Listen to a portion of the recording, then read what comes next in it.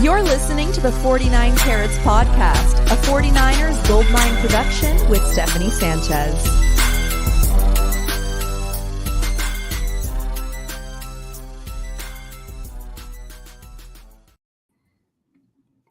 What's going on, everyone? Welcome to another edition of the 49 Carats Podcast. I'm your host, Steph. It is Monday, September 2nd.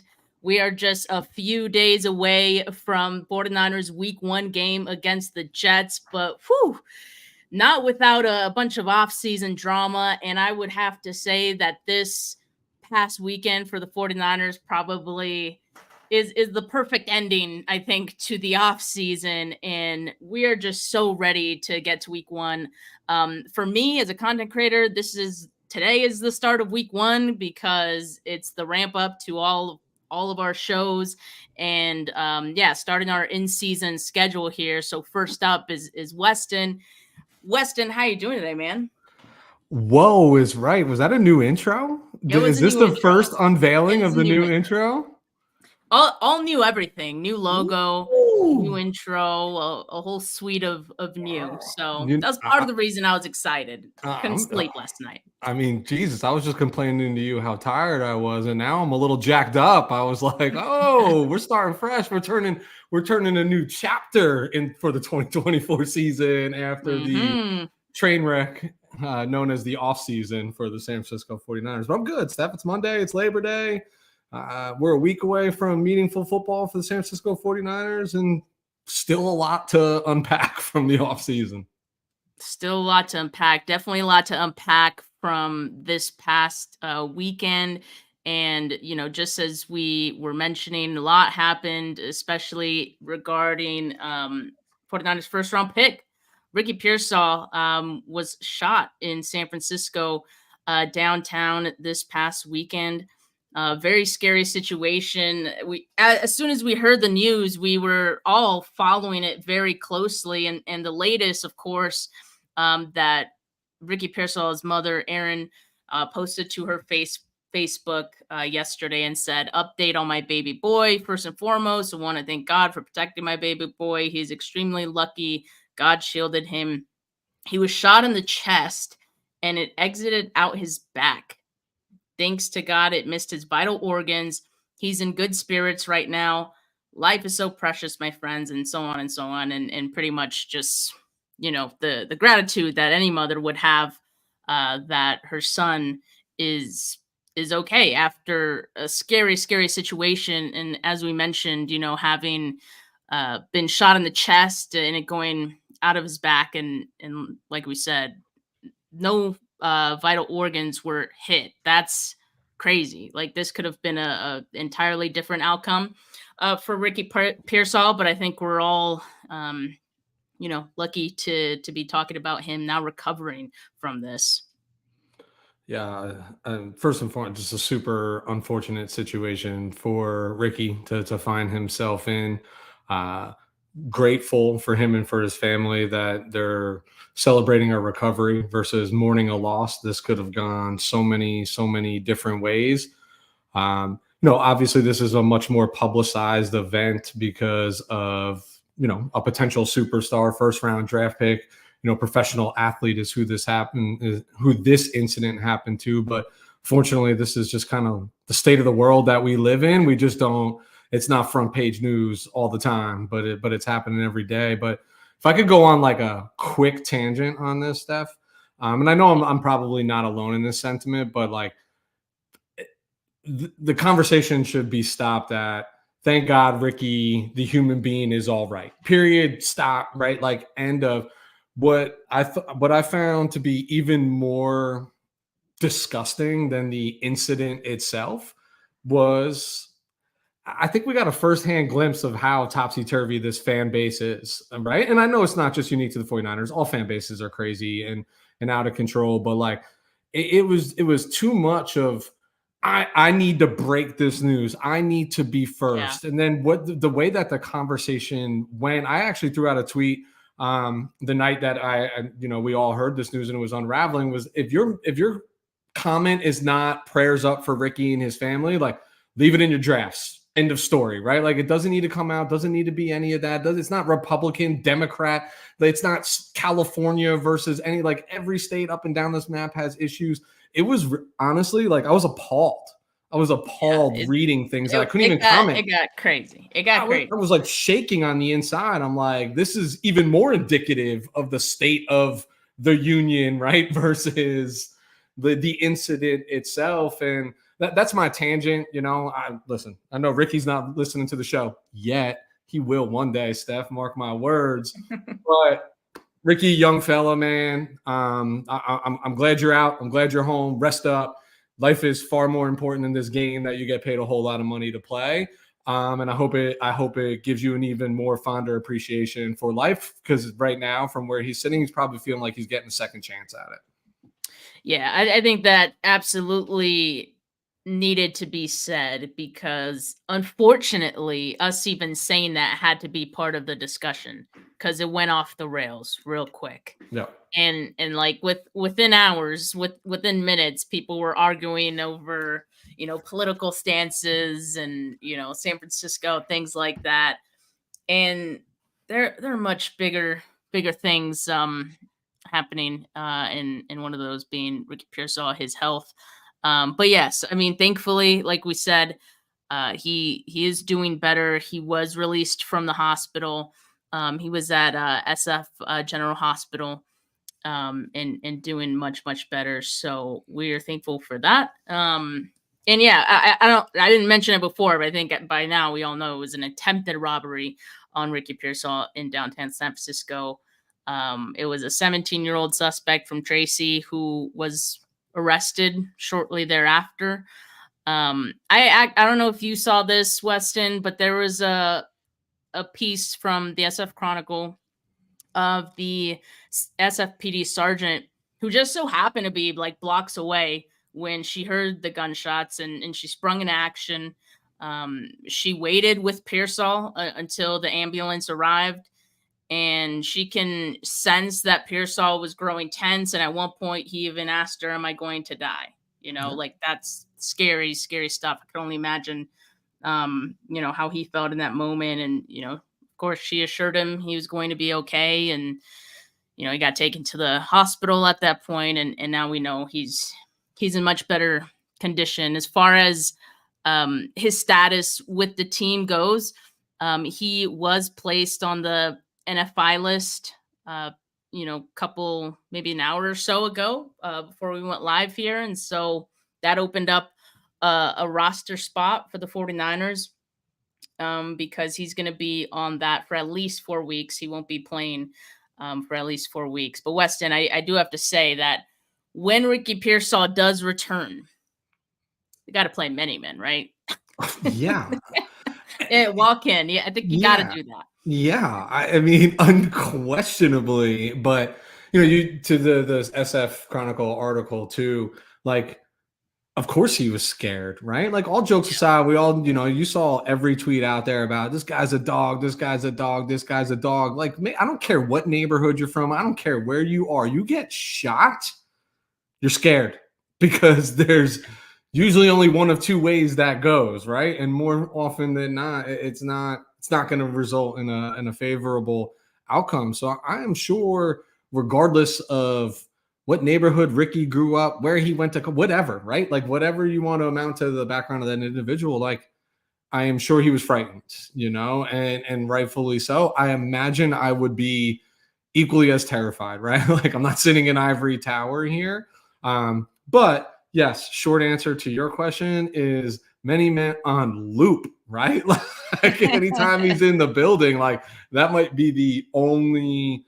And you know what? He's earned that, right? He's earned a pat on the back, an appreciation, a little friendly mocking as well, right? Like, there's a lot that's going to go with this. Again, it all goes back to, like, he's probably sitting here like a second lease on life. And I think he'll view things different. You know, you probably have you got to have a little bit of a sense of humor about it as well.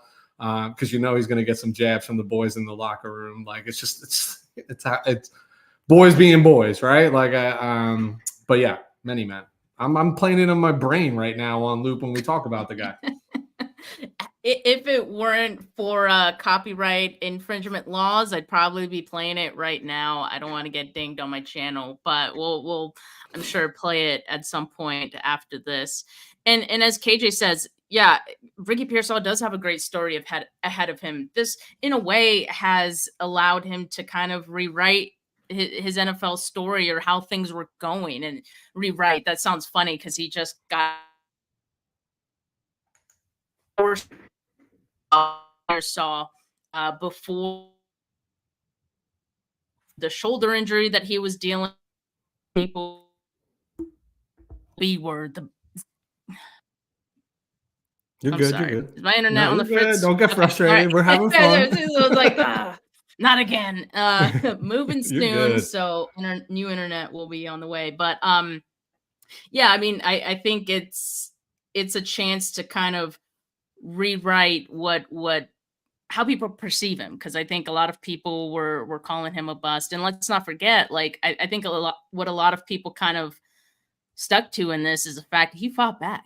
Like, Yeah. not only is getting shot scary or trying to get robbed is scary, but he put up a fight, and the suspect was shot in the altercation as well, which is evident of that. So yeah, I think it's cool for Ricky Pearsall to have this opportunity. And I think it's important as well that with the shoulder injury, now that he's on the NFI list, that can heal completely as well. So that whenever he does return, he'll be 100% from both issues. And, you know, it'll be great. I feel like the fan base is behind him right now, big time.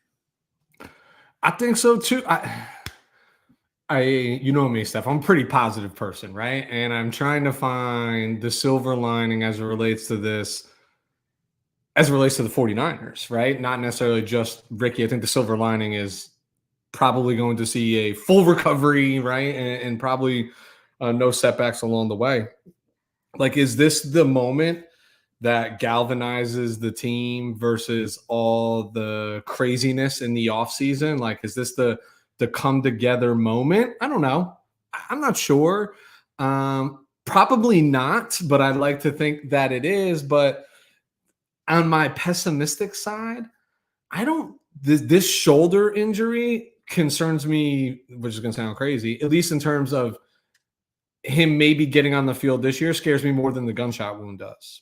Right. I don't know if we're going to see Ricky Pearsall in 2024. I don't know if we are. And honestly, if it's due to lingering effects of the gunshot, then he shouldn't be out there, right? But I also think that shoulder is more concerning.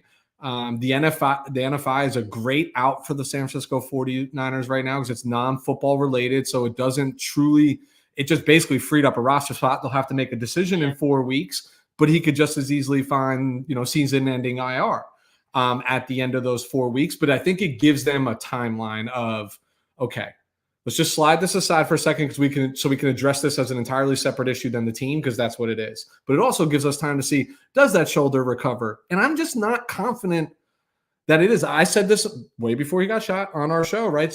I said, if he sticks around in that blue no contact jersey up until the first week of the season, I thought he was going to be a season-ending IR candidate. You were just out there seeing what you had. So I still think there's just a lot up in the air in terms of him playing.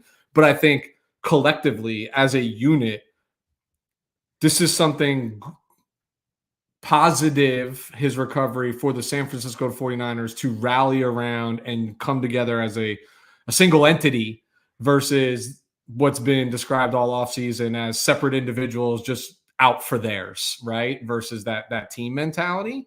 And if he comes back, then I really believe that could be that moment too. Yeah. I could see, like, if the 49ers need a shot in the arm at any point this season, you can do that thing where you, no pun intended, have him active for, no pun intended. You can have him active for a game. His first game back, that'll be one of those things that kind of galvanizes a team, or can. Remember, was it just a season ago, like Brian Robinson Jr. From the Commanders had a similar situation, right? Where he was shot in the offseason, comes back. It's like this huge, awesome moment to see him, exit onto the field. And so if the 49ers need that, I'm not saying they would, but if they feel like they need that kind of, boost, I think it's on the table. But otherwise, yeah, I guess it wouldn't surprise me either if we don't see him this year. And I think at that point, after everything that happened, we wouldn't even be mad about it, honestly. Like that, and that's what I'm saying. I think this has kind of changed the perception of Ricky entirely. So it could be, a good thing for the fans, because as we know, fans are sometimes a little irrational, just a little bit. So just a teensy bit. to be back in the good graces of fans, Yeah. I think is not such a bad thing. KJ asks, was Ricky shot in the same shoulder he was coming back from? That's a good question. I don't think we know which side. So it went through the chest and then through the back. We don't know which side it was on. And then also, to add clarity to the shoulder injury, it was a subluxed shoulder. So I don't know if those really could even react to each other, like a gunshot and a sublux. I'll have to talk to Desi about that later this week. But yeah, I think, definitely something to keep tabs on. But as we know, he's not going to be playing for at least the first 4 weeks of the season because of that open roster spot.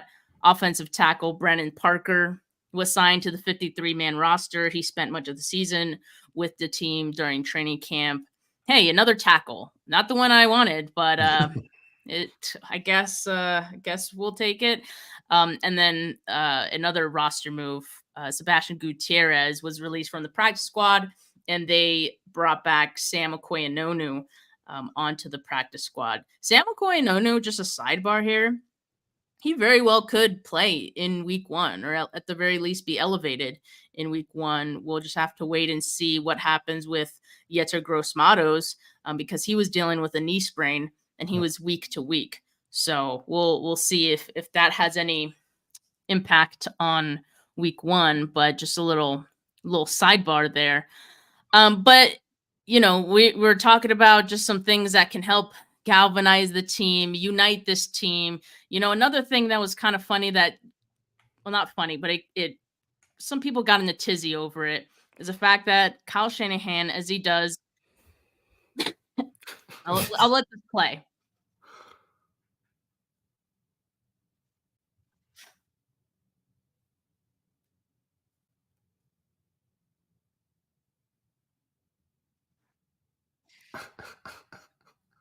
These boys.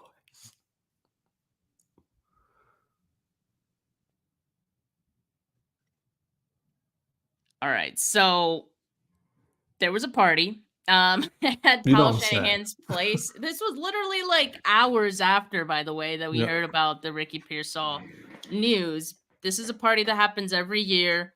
Kyle Shanahan hosts at his place for the entire roster. And I understand the sensitivity around having the party, the same day that Ricky Pearsall is shot. I think I also understand why the party was still had. And I'll just say this. We don't know if Kyle Shanahan spoke with Ricky Pearsall, and we don't know if Ricky said, no, coach, have the party. Don't worry about me. I'm good. I'm solid. We don't know what conversations were had behind the scenes. We don't know what Kyle did. We know that John Lynch went out to SF General Hospital to be with Ricky Pearsall the entire time he was at the hospital until he was released the next day.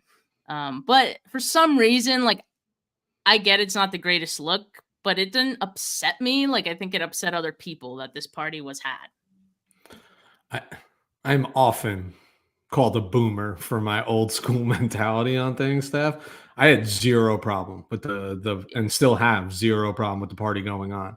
I have to trust that these are men and professionals and human beings, right? And given the difference in time from incident to party, have to know that and feel comfortable that there was communication, right? And we know Lynch was there.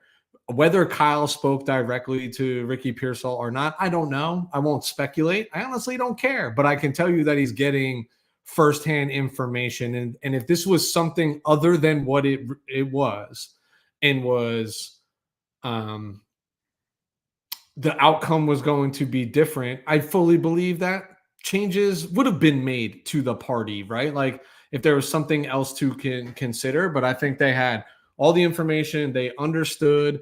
Listen, he's boys already with some of these guys on the team, like Right. That locker room camaraderie. I'm sure he had his phone in the hospital, sending text messages, talking to everybody, a FaceTime here or there. And we don't know that. We don't deserve to know that. I don't need to know that. I trust that took place. And I think to sit here and say that something that is an ongoing tradition for this franchise since Kyle's been there, to forego that event when this team from all off seasons needs an event to sing Kumbaya and get together prior to week one. I mean, life moves on. You know what I mean? It doesn't stop. It doesn't stop for you. It doesn't stop for me. It doesn't stop for Ricky Pearsall. It doesn't. As much as we want to believe that the world revolves around us individually, it doesn't. And there's 53 other people to consider as well. I have no problem with it. No problem whatsoever. Glad we're on the same page about that. Now that we have that out of the way, can we talk about Kyle Shanahan's fit? Please. And audio listeners, Please. I'm sorry. Audio listener, hope you've seen the outfit or at least look it up after this. It was great Gatsby theme, so it makes a little more sense after you see that.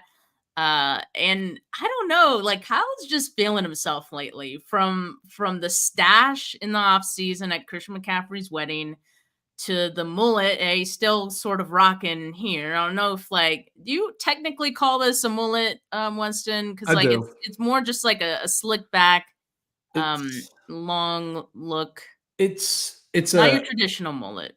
It's a city mullet versus a country mullet. You know Farm what I mean? Mullet, yeah. Yeah, it's like so I'm an East Coast guy. So in New York, they always say power, power suit, power steering, power tie. That's the way that they drove and handled it in 80s. Like that's a power move right there. That's a city mullet. That's a city haircut.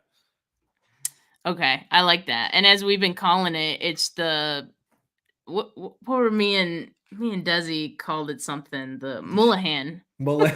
I'm with it. Mullahan. Trademark it right now. And yeah, he had the cane even. And I mean, he looked like he was having a good time. I'll just say that in that video with Rick Ross. A time was had, and he looked kind of like he did opening night in Vegas for the Super Bowl. No, a little reminiscent of that. Listen, Kyle's always had swag, right? I think that's part of the reason why he gets he's always had a swagger to him. I mean, he grew up around greatness, you know what I mean? Like he's probably been carrying himself with a little bit of a different step, than that's what I'm saying. There's something going on with him. But I love it. I mean, it's part of what I gravitate, what makes me gravitate towards him as having our head coach. And, just look performance-wise, I know we all get on him like, oh, we haven't won the Super Bowl, can't win the big game, blah, blah. He's won plenty of big games in the NFL. Not we'll get there, but he'll get there.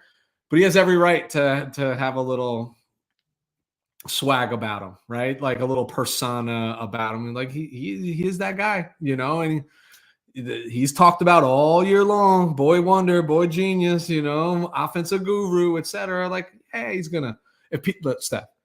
If people talked about me in the same regard that they talk about Kyle Shanahan, I could arguably be the world's biggest asshole and not even feel bad about it. You know what I mean? Yeah.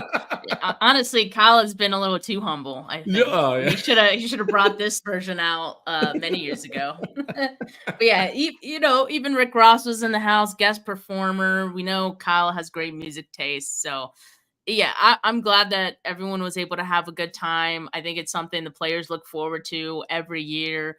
And it's always fun to see the pictures from the event because it's always a theme involved. And yeah, it was a great Gatsby this year. So, but you might have noticed someone in that picture who was smiling a little bit bigger than he might have been the week before, Brandon Ayuk.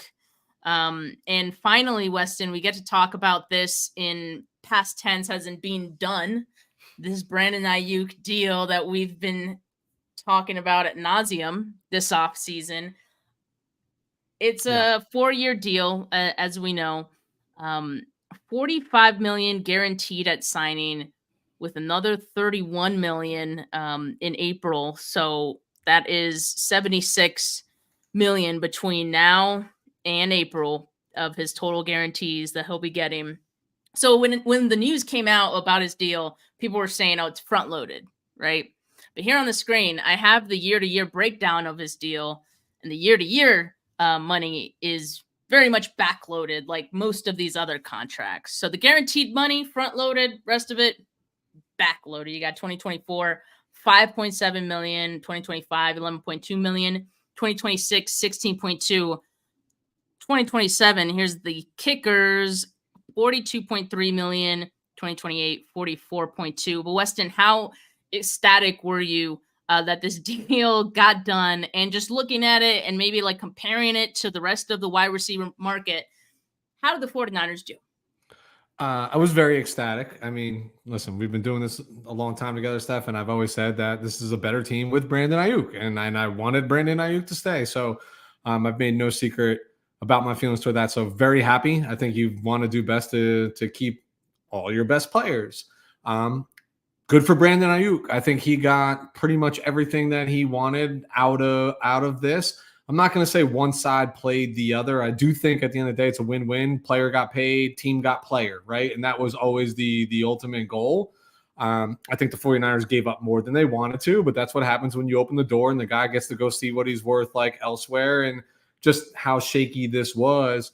But I think the win here for the 49ers is their biggest concern was not compromising the 2024 roster and not imploding the cap, especially going into 2025, where a lot of things need to settle, right? Like a lot of things are going to have to be restructured. A lot of people are going to come off the cap. It's almost like you're not hitting the reset from a roster. You're hitting a reset on the finances to then set the runway for the next 3, 4, 5 years. His contract doesn't loom big till, what was it, 27, right? So you'll get 24, 25, 26, and then 27 is when it hits the 40 million per year.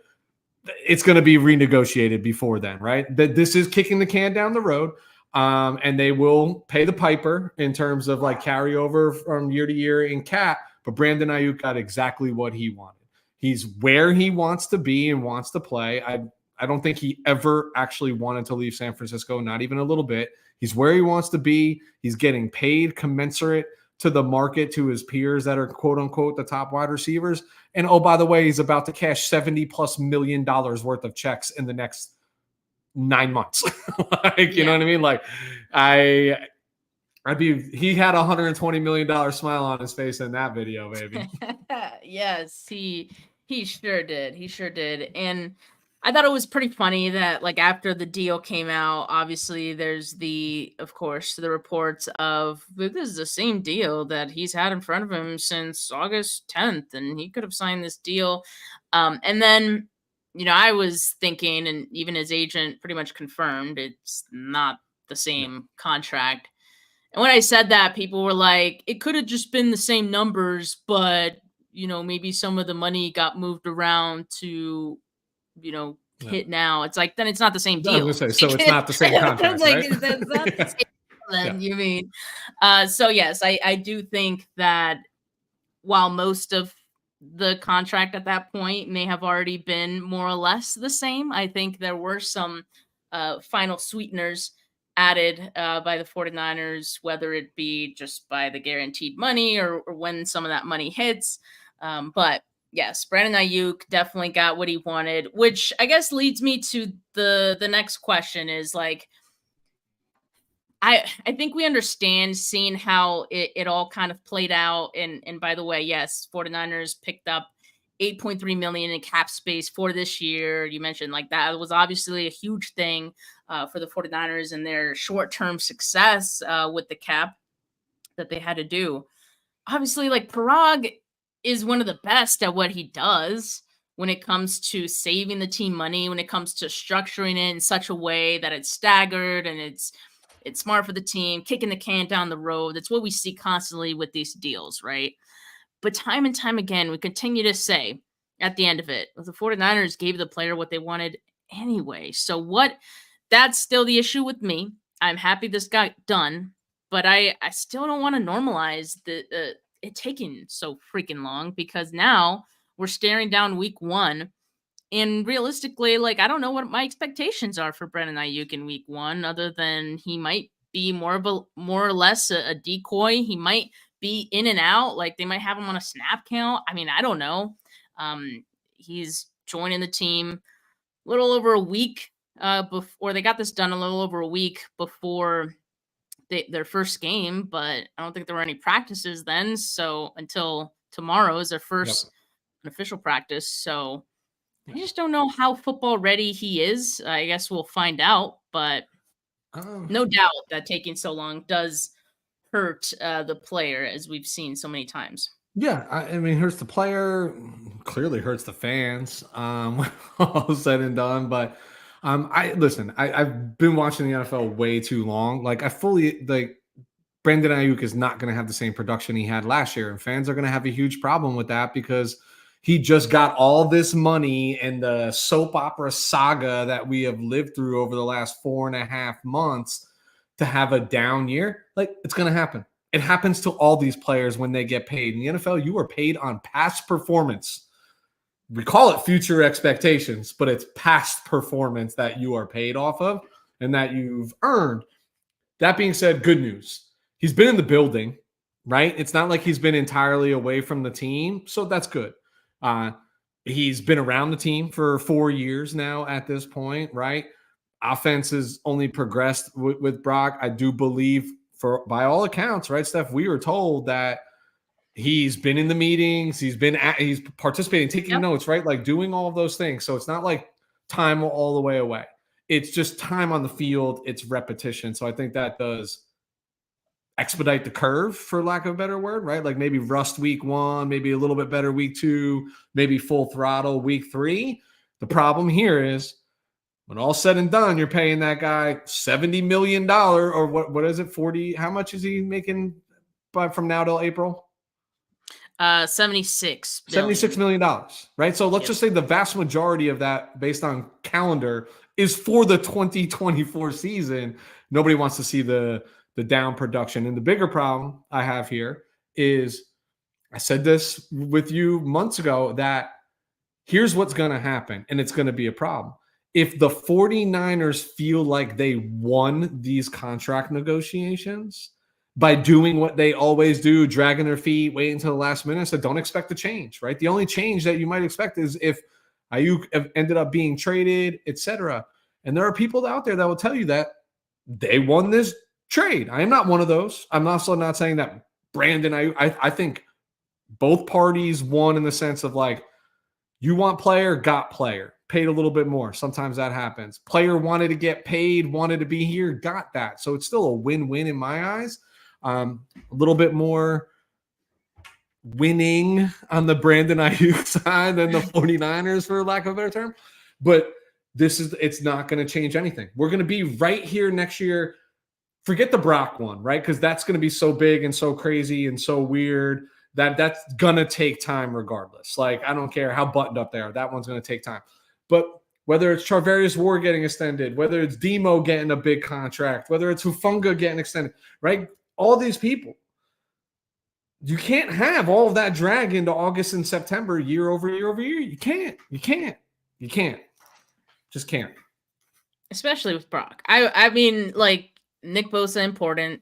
Brandon Ayuk, important. You could still run some practices without those guys. Yep. Yeah, Brock Purdy, I mean, he is your quarterback. Little more important, and I hope that gives a little more sense of urgency. I hope they're starting to talk about that deal now, internally, and having those discussions now, at least the baseline stuff. But KJ in the comments says, pay the silverback. He matters. I mean, I already mentioned that the 49ers opened up little over $8 million with the Brandon Ayuk deal. So they now have $44.6 million in cap space right now. That is second most. Only the Browns have more cap space right now.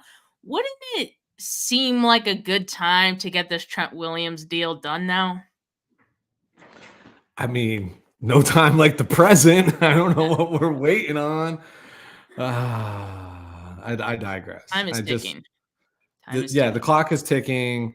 I felt a lot more confident that they were able to get it ironed out like early to mid last week, that he'd be on the field week 1 and it wouldn't be a huge dip in terms of like performance or snap count, whatever. But I mean, if he's not inked up tonight / tomorrow, he's not playing week 1. He's not playing week 1 as well. Yeah, that's kind of how I've been thinking it as well, because I think we know like Trent is a beast. He is one of one. He's a freak of nature. But at the same time, I don't think it's smart to have any player go in on just a few practices and just plug in week 1. He could do it. I'm not doubting that he could, but I mean, you're risking injury. You're risking that he's not, 100%, maybe a little rusty, which, I always say is Rusty Trent probably still better than a lot of guys. But I mean, dude, playing the Jets in week 1.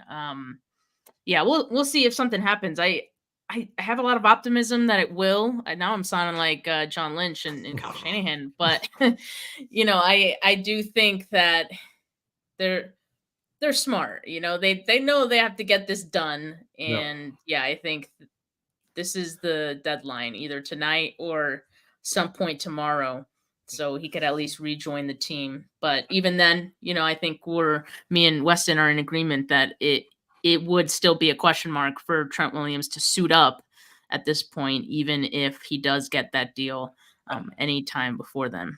I mean, I wouldn't play him, but we have examples around the league, right? And you hear these stories of like, dude was just signed off his couch, right? And all of a sudden he's playing like that weekend, right? And those are nobody. Excuse me, that's not the right term. Those are not Trent Williams, right? In the sense from a player standpoint, where it's almost like, hey, you got to bring that guy in. You were in dire need. If he gets injured or pulls a hammy or whatever, tweaks his groin, like, oh well, back to the scrap heap. Like, not, hey, guys holding out, I pay him a boatload of money, rush him back in, and then he misses the entire season, walking away with all that guaranteed money that we just gave him. But, crazier things have happened where people have literally walked from off their couch and have been starting on for an NFL team that weekend. This is true. So I guess we'll have to see how the 49ers spin this, but I'm thinking something will happen within the next couple of days, and we'll have a little more clarity before week 1 happens, and certainly before Friday when we do our preview show. Weston, are you a fan of New Jersey numbers at all? Like, does that kind of news excite you, or usually not, because that means I have to buy another jersey for the same player. Now I think I'm just going to pull the old bootleg. Like, I just saw Jacob Cowing is now 19, and I was going to refuse to buy a new Debo jersey for number 1, not knowing what's happening next year, right? Like, I was like, not going to make this investment. So I might just literally put masking tape over the back and handwrite. I'll have my wife do it since she's more artistic than I, to have it look pretty good with Cowing. But ordinarily, I am, especially for these rooks and these young kids, because they get trash numbers more often than not coming into training camp. 43 for your soon-to-be premier safety and Malik Mustafa. I know you want to say Troy Polamalu. I don't care how good Troy Polamalu was. That was still the ugliest football number for a man of that stature, right? And that ilkling. So I love this. Renardo Green and 0. Yes, please. More of that. But yeah, I like it for these young guys, because I think they can now wear a number that makes them feel good. There's an old saying, right?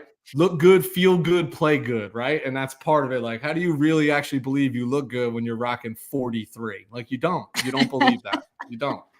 The 43 was kind of growing on me with Mustafa. I hated it from get-go. I felt like he was making it look good. He was giving it some new life. Yeah. Also, Isaac Guerrero with 49. Like I thought he was working it. All right. He was working it. But for the audio listeners, let me go through all these new numbers here for these youngsters, or most of them are youngsters at least. Ronaldo Green, yes, we talked about that one. He goes from 31 to 0. That one's going to be a great look for him. Malik Mustafa from 43 to 6. Jacob Cowing, he was 83 with Jacob Cowing. 83 or 84. Yeah, 83, yep. Now 19, Debo's former number. And yes, Weston, I have the old Debo 19 jersey as well. And I don't know, maybe I'll just rock both and maybe I'll just do some like, I don't know. I mean, I'm representing both players in one in a way. So I'll just look at it that way. Isaac Guerrero, who was donning the iconic 49, is now 31. Not sure I love that for a running back, but I'll take it. Jalen Mahoney has 38. I believe he had 49 on the defensive side of the ball, so now he gets 38. Keyshawn Vaughn, 40. Jonathan Garvin, 50. Evan Anderson, 69. Always a favorite. Trent Taylor, 81. And Terrace Marshall, 84. I think those are fitting for both. Obviously Taylor's old number, and then Terrace Marshall gets the 84. So I have no issues with most of these. I mean, listen, the right side of your screen, like those guys are going to come and go. Numbers will change. I don't even know why we're still talking about Trent Taylor back on this roster. God, catching strays. Yeah, I'm open about this, right? Like I didn't like it when he was brought back, even as a body to get through camp. You know, it just felt like this guy's really going to find a way to the roster, isn't he? And here we are, right? Yeah. Well, he's on the practice squad. So. I hope he doesn't get any he was further. Invited to the party nonetheless. It looked like those are some of his boys. I get it, you know some of them. But let's talk about it was just for the 53, that party, but somehow Trent Taylor, so got its way in. The first three names here: Ronaldo Green 0, Mustafa 6, Cowing 19.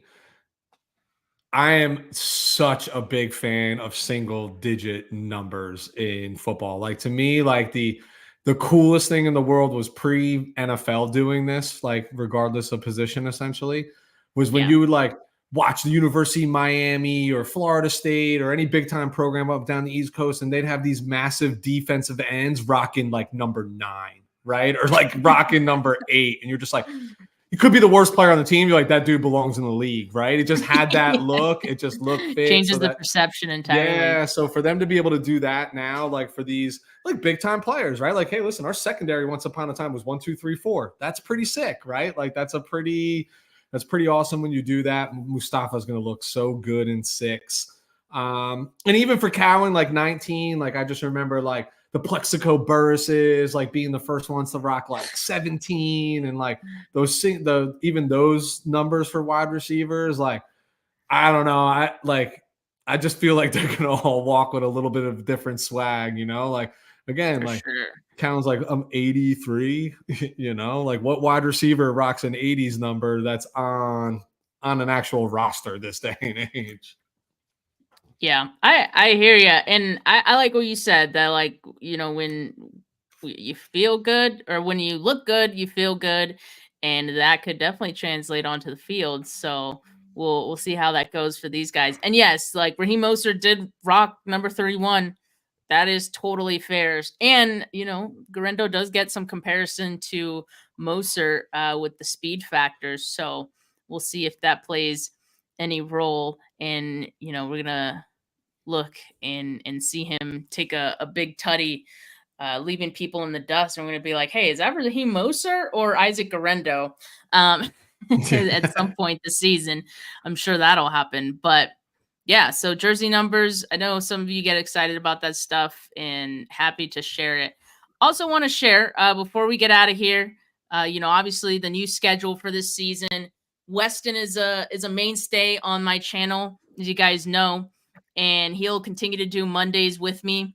But as far as the rest of the schedule, on Tuesdays on my YouTube, we do Bully Ball, Gold Standard Network with Jason Aponte. Wednesday mornings on my YouTube, I'll be on with Ryan Hensley on his channel, but I'll usually simulcast it to my channel as well. And then my own show for 49K, Way Back Wednesday with Rob. Rob is back for another season. Thursday, Trash Talk Thursday with Monica of Football is Sexy. And then Thursday, 4 p.m., the Two Goat Show, still alive and well with Mariah. Going to be doing preview shows more than likely every Friday, but when games are on Thursdays or other days, that can change, of course, but mostly Fridays with KP Kyle Posey of Niners Nation, and then post games with Adam. He told me how to pronounce his last name. It's like Kadure or something like that. So Adam, sorry if I butchered that, but he's awesome from the Kezar Pod, and we'll be doing post games with him as well. So really excited for this slate of shows this season. So make sure you guys do tune in. Make sure you like this video. Make sure you subscribe to the channel. Make sure you hit that notification bell so you know when I go live. But Weston, are you ready for the season, man? First of all, who works harder in this business than Steph? Did you see that schedule? Oh my goodness. People, but I got agita from that. I was like, oh my God. How did she fit that in? And good for you, Steph, because we all love it, and great people that you're partnering up with. But yes, I am insanely ready for this season, and I'll feel a lot better about it when I know Trent is going to at least put on a helmet at this point. Yeah, but yeah, I'm ready. Ball cures all, right? Like it cures all. Like it's just all. Everything is speculation, assumption, prediction. Lace them up. Let's go. Monday Night Football, Week 1. I am so. What do the young kids say these days, Steph? We are so back. We are so back right now. So back. That's like one of my favorite sayings. I've adopted that phrase. And since the game is on Monday night next week, me and Weston probably we'll talk. I haven't actually asked Weston yet if we're gonna do the show on Tuesday, but I assume if Weston is free, we'll do Tuesday for our player of the week. But sounds like a plan to me. Yeah, okay. Let's lock that in. Let's lock it in. I just thought I'd put him on the spot here. But I'm really bad with peer pressure, so that was perfect. He's like, after this, he's gonna be like telling his wife, I gotta cancel dinner for Tuesday. Yeah, I do leave Wednesday morning for my trip to Utah, but that doesn't matter. That this is number one priority, Steph. You know that. Oh yeah, it's football season now. Everything else is second in priority. But as we said, thank you so much, guys. We are so back. It is now week 1 for us content creators, like I said. So make sure you're tuned in with us all season. So excited for it. But for now, have a good rest of your Monday, folks. Peace.